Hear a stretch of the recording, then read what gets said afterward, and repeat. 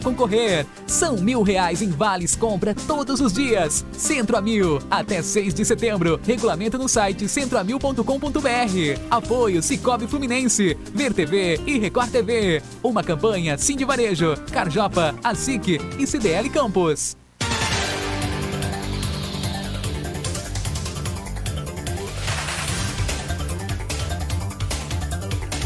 7h50. Vamos seguindo com Folha no Ar. Confundi aqui, chamei você de Elinho, de Nelson. Não tem problema nenhum, né? Nenhum problema, chamei pelo nome do pai. E voltamos com Hélio Naim, que aliás, Hélio é o nome do meu pai. É o nome do meu avô. O nome do seu avô, né? Eu não tive o prazer de conhecer, mas meu nome é Hélio Montezano de Oliveira Neto. É o nome do pai do meu pai. Tá certo.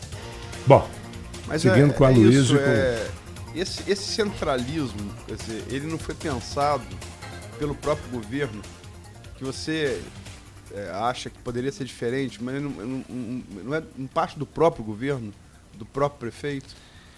Desse próprio núcleo duro dele, ao qual você se referiu? São duas, na minha concepção, vou te dar duas respostas.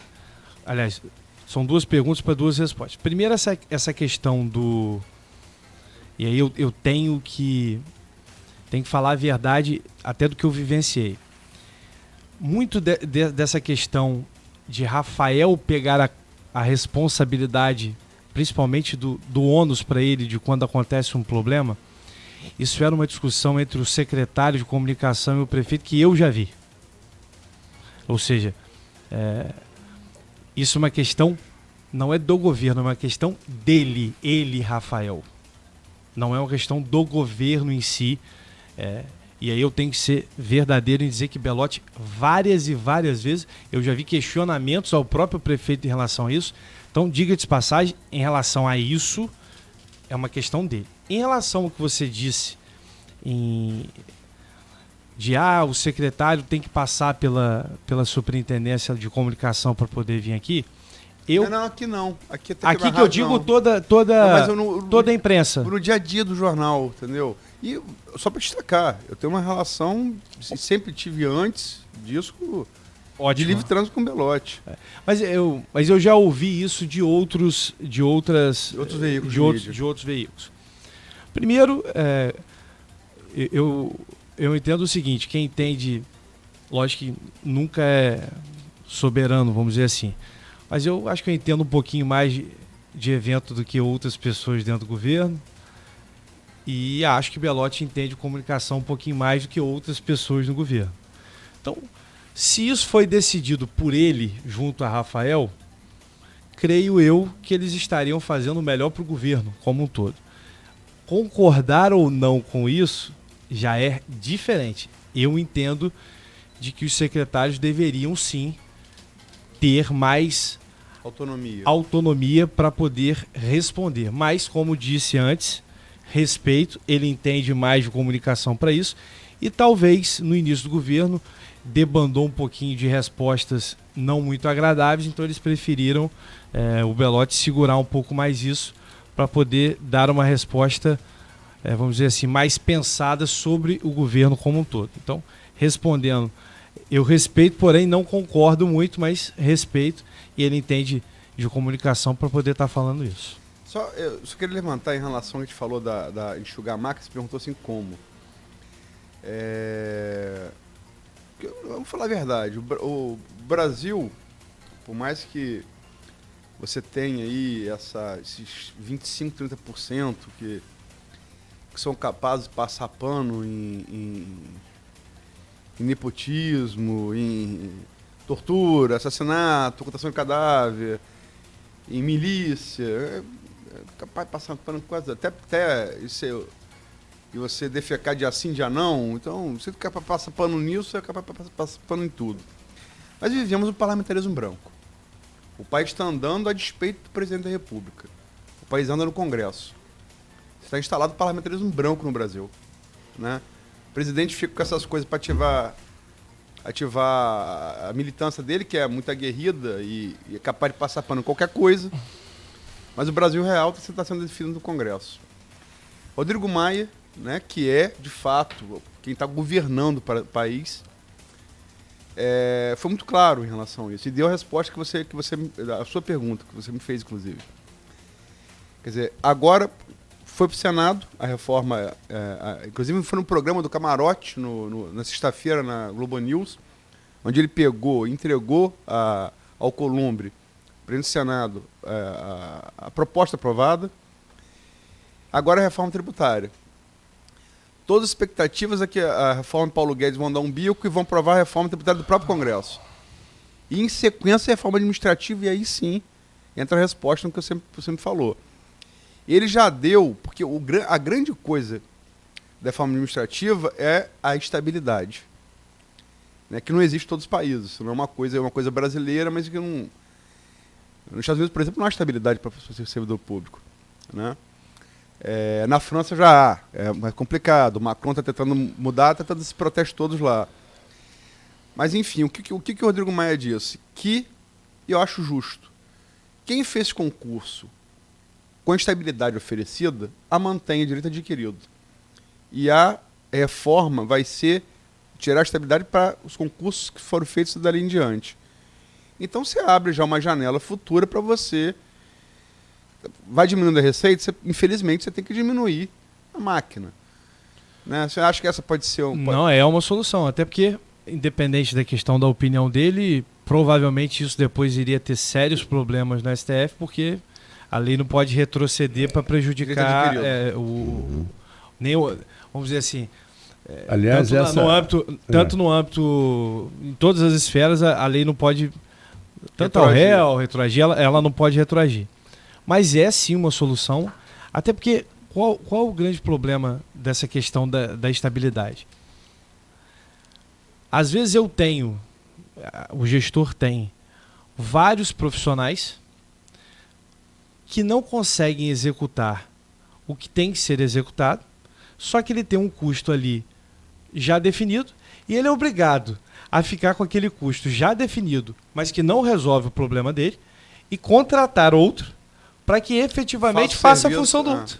É isso que acontece. É isso que acontece. Não tem outra... Não adianta a gente ficar falando bonitinho e tal. É isso.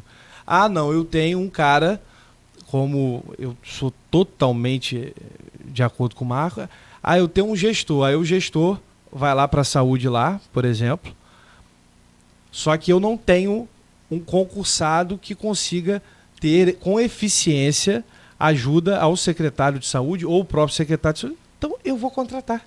Então, automaticamente, o porquê que ainda existe os DAS, principalmente os DAS. Porque eu tenho, às vezes, aquele cara ali que não vai conseguir fazer o que eu quero para minha pasta, principalmente que quando você hoje não tem recurso, o mínimo que você tem que ter é pessoas qualificadas perto de você para você tentar criar alguma coisa que você não tem recurso.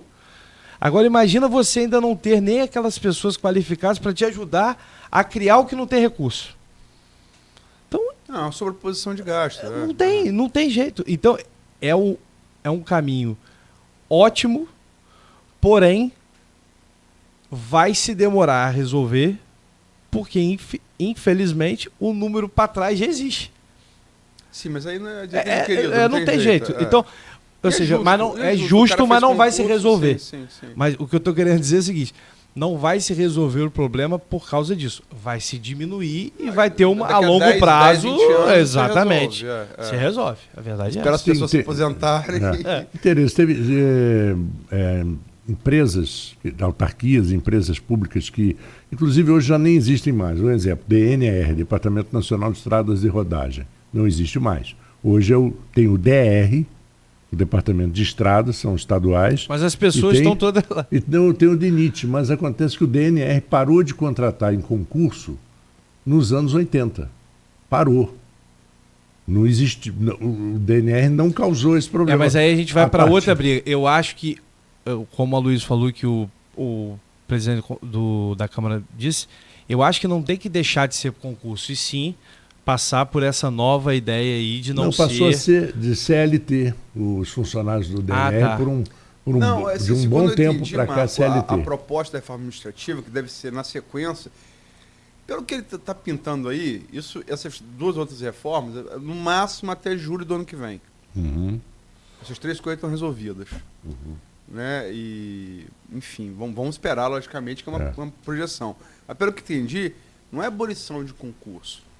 Até porque não exato, você já tem aquele aprovado o sistema de contratação dos concursados é que tem que ser diferente. Não vai mais oferecer a estabilidade. Entendeu? A estabilidade vai existir para quem já prestou concurso e é justo que acho que seja e que já tem o direito adquirido. É o mesmo caso da frente, filha o que a Aline falou, daqui a 10, 20 anos você vai... Aí você vai colher. Você morou nos Estados Unidos, não existe estabilidade. Não, imagina. Entendeu? Não existe. Agora, uma coisa, Aline, aproveitando uma coisa, é um fato internacional que está aí rodando todos os grandes sites, telejornais aqui do Brasil e da América Latina. A gente teve, na Argentina, você tem um sistema eleitoral diferente que a prévia da definição da chapa também é decidida pelo eleitor com voto obrigatório. Eu vi ontem. Até o resultado, né? E eu tive na Argentina aqui há pouco tempo, acho que em junho, junho agora, e eu falei, quando voltei aqui, falei com o Oviedo, eu nunca vi, eu acho que foi a 5ª vez que fui à Argentina, eu nunca vi a Argentina tão dividida. Nunca vi. E me impressionou, porque assim, eu achei muito... Buenos Aires não é bem um retrato da Argentina, que Buenos Aires, o peronismo, o populismo sempre foi mais fraco do que no resto da Argentina. Capital, o pessoal mais consciente, né? Mas eu não vi ninguém defender o governo Macri. Quem falava que ia votar em Macri, falava porque não queria de volta a Cristina Kirchner, que é a vice, né, na outra chapa. Mal comparando, e ele perdeu por 15 pontos as prévias. Não quer dizer que vai perder a eleição, porque, só para lembrar, ele perdeu as prévias na eleição que se elegeu e depois presidente. Mas ele virou 8 pontos, ele perdeu por 15. Ele virou 8 pontos. Ele perdeu por 15 agora. E não era presidente. E não era presidente. Tá. Esse, para mim, é o pior fator. Não é questão de ter 8 ou de ter 15. É que ele não era presidente. Mas é o dobro, né? É o dobro não, para virar. Isso também, mas o outro fator é que não era presidente. Enfim, Macri é um cara que pegou um governo endividado, um país quebrado, e está tentando tomar uma medida de austeridade para consertar o país, e está sendo assim, tomou uma coça agora nas prévias. Mal comparando, mas não é um cenário assim pouco semelhante ao que Rafael pegou e o que ele está fazendo, e a falta de entendimento da população de que isso não seja algo assim para a população, algo simpático? Eu acho que essa resposta ela tem 3 pontos. Primeiro ponto, isso aconteceu em Campos e vai acontecer no cenário federal. Primeiro, quando elegeram o Rafael, acharam que Messias vai resolver e... Macô falou, né? Jesus fazer milagre. Isso aí. Então, esse é o primeiro ponto. Então já começa aí. Aí há aquela fase de não, deixa passar um tempo para a gente ver aquilo que a gente já conhece da política. Então esse é o primeiro ponto que tem que ser dito. Segundo ponto, e ele diz isso em todas as reuniões, não é uma não, ele já deve ter dito isso aqui umas 10 vezes, que ele, Rafael, está disposto a gastar seu capital político, o que adquiriu de maneira espetacular, que foi uma eleição... Eu estive com ele desde o início, quando eu ainda era presidente do DEM, que a gente iria formar uma aliança naquela época. Então, de que ele está disposto a perder o capital político que ele conquistou para, pelo menos, deixar mais organizado o que deixaram para trás. Então, isso aí é uma, como diz... Ele disse várias vezes. Ele já disse isso várias vezes. Como eu repito, fica até meio enjoativo, mas quem foi eleito é que tem o direito de querer ou não querer algo. Então, ele já disse isso várias e várias vezes. E respondendo é sim parecido, pode sim acontecer, é um risco, e ele sabe do risco que ele está correndo, e ele é um cara extremamente amável, então ele está na rua há algum tempo, até mais do que antes, ele estava mais internamente há um tempo atrás, mas agora ele está bem na rua, ele está vendo isso. Ele é bom de rua. Né? Ele é bom de rua, a gente sabe disso. Então, há esse risco, mas ele está disposto a pagar. É o direito dele, ele que foi eleito, então eu muitas das vezes eu pondero em algumas coisas, mas é um direito dele. Então, é aquilo. Pô, Rafael, eu acho isso, mas eu prefiro por aqui. Então, é um risco? Mas ele está disposto a pagar. Eu vou repetir aqui, eu repeti a ele, e foi dito a ele, por um jornalista que eu admiro, você tem certeza que você também, Marco também, um grande jornalista de Campos, que é o Ricardo Vasconcelos, foi secretário de comunicação, criou inclusive o Antônio Garotinho, quem criou foi o Ricardo, o nome, que é um apelido, mas botar como nome político, né? Foi secretário depois de Sérgio Mendes, trabalhou em TV, rádio, jornal, sempre com o mesmo sucesso. O cara que é bom nos 3 veículos e hoje é servidor público federal. E Ricardo falou isso com o Rafael, eu perguntei isso ao Rafael aqui. Não corre-se o risco de arrumar a cama para outro deitar? Foi a imagem que o Ricardo usou. Primeira eleição... Parece o caso do Macri também. Primeira, de fato, a eleição. Primeira eleição... eu particularmente trabalhei em, vamos dizer assim, 3. A quarta eu já não, eu era muito novo ainda, então era mais figurante, mas as últimas 2 de vereador e a de deputado eu lidava direto. Então, primeira eleição é uma caixinha de surpresa, literalmente, e a gente tem visto que cada eleição que passa é uma nova eleição que se desenha, a cabeça das pessoas ela muda. O Itzel, Zema. E por aí vai. Acho até que isso vai dar uma diminuída, na minha opinião. Também acho. Mas, como está tão indefinido na cabeça das pessoas, a gente não sabe. Qual é o risco? Lógico que corre. E ele sabe disso. Mas é aquilo que eu te digo, ele prefere pagar esse risco. Ele prefere acreditar que as pessoas vão entender, principalmente quando se for para definir entre alguns lados, de que os outros 4 anos possivelmente vão para ser colher tudo aquilo que ele plantou. Ele prefere acreditar que isso vai acontecer. E eu torço que as pessoas tenham maturidade de entender que não existe Salvador. Salvador só existe um, Jesus Cristo, não vai ter outro. E que não tem como arrumar a casa sem antes fazer o que ele está fazendo. Essa é a minha opinião. Agora, como eu disse isso a você anteriormente em outras coisas que a gente já falou, é um risco? É um risco. Mas ele quer pagar. Então, e hoje... Você pagaria?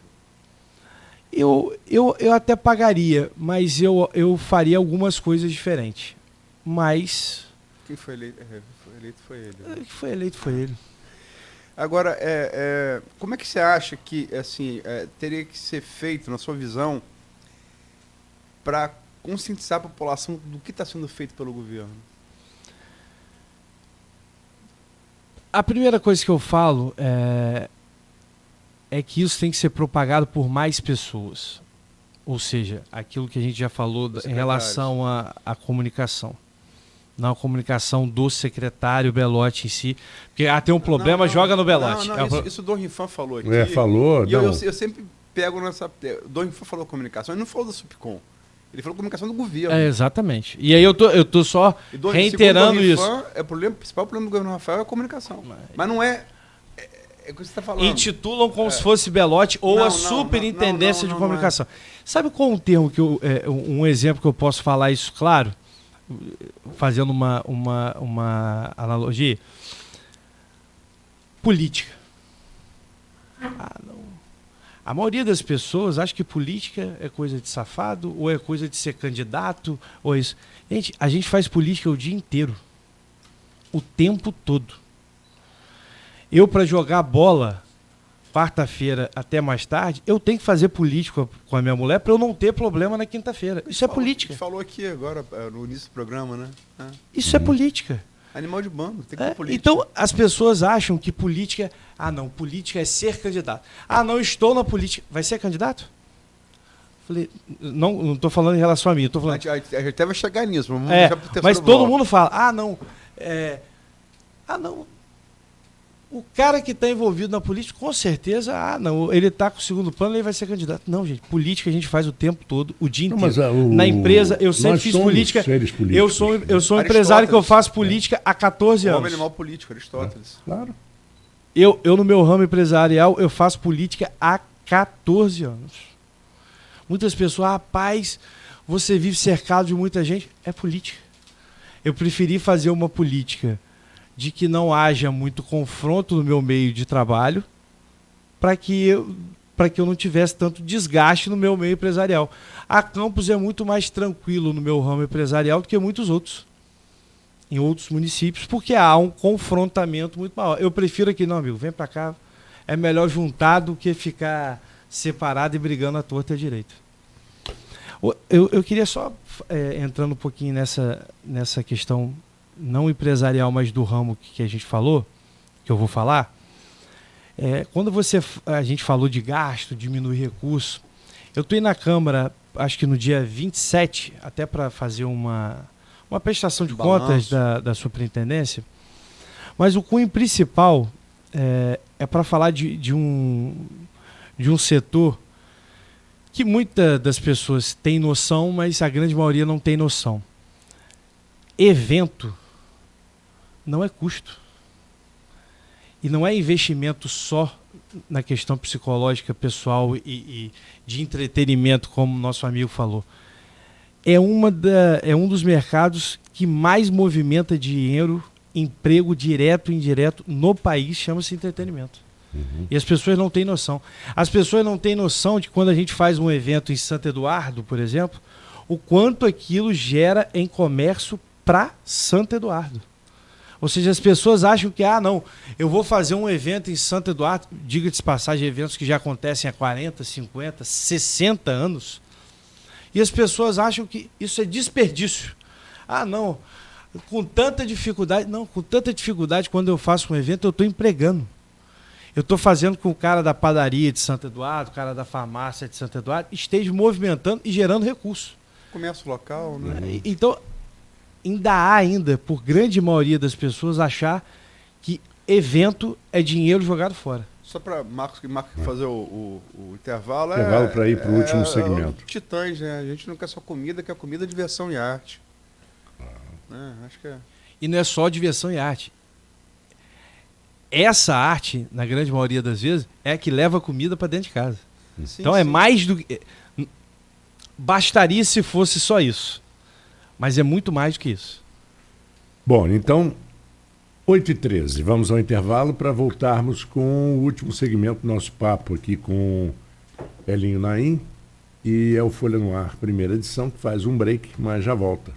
Já. A Proteus, moderna empresa especializada em medicina e segurança do trabalho, está preparada para atender e implantar